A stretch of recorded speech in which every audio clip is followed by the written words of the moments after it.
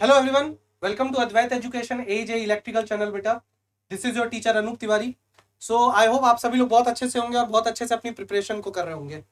तो अनएक्सपेक्टेडली अब जो होना था वो तो हो गया। डीआरडीओ की जो डेट है, जो सितंबर 10 की जो डेट है, वो आप लोगों की अनाउंस हो चुकी है और आप लोगों का एडमिट कार्ड भी यहाँ पर रिलीज हो गया है।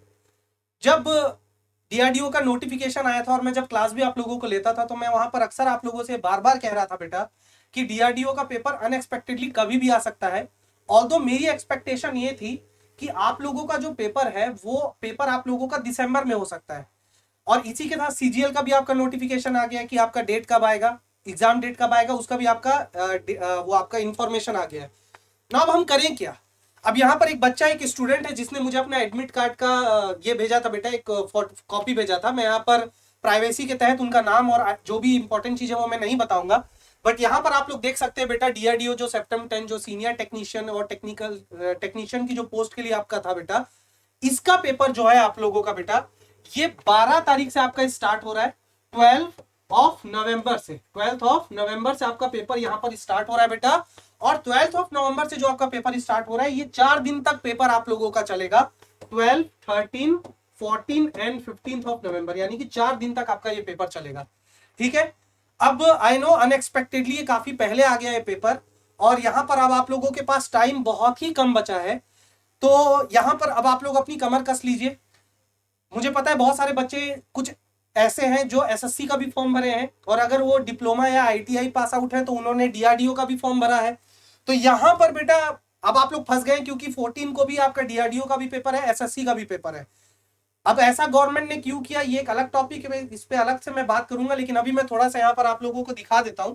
यहाँ पर देखिए बेटा, 12 नवंबर 2022 को यहाँ पर पेपर है। यहाँ पर आपको दिख भी रहा होगा डेट, यहाँ पर स्टूडेंट का नाम और डेट ऑफ बर्थ मैंने यहाँ पर छुपा दिया। यहाँ पर देखिए परीक्षा केंद्र का नाम, name of the address of the exam centre, ये आप लोगों को दे दिया गया है।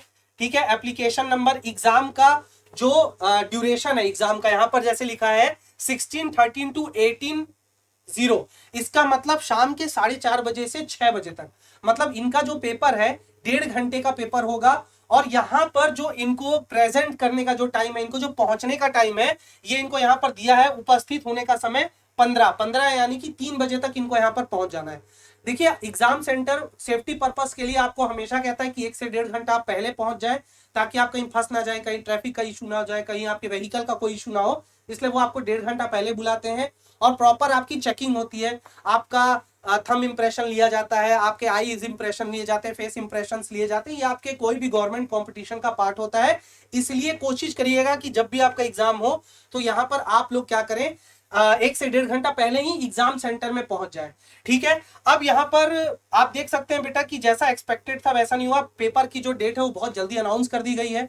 मैंने यहाँ पर सोचा था कि हम लोग यहाँ पर एप्टीट्यूड को करेंगे, रीजनिंग का तो जो भी मैंने आप लोगों को पढ़ाया है बेटा, उसी पर आप लोग कंटिन्यू करिए, उसी पर आप लोग फोकस करिए, उतना आपका मोर देन सफिशियंट होगा।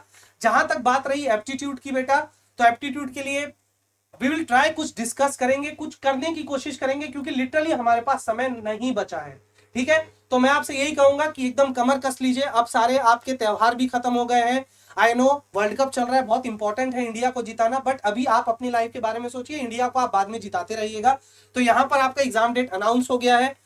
तो I wish you all the best, और अच्छे से आप लोग तैयारी करिए और कमर कस लीजिए। और आप लोगों का एडमिट कार्ड आ गया है तो आप तैयारी में लग जाइए। ठीक है बेटा, अपना ख्याल रखिए, अच्छे से रहिए।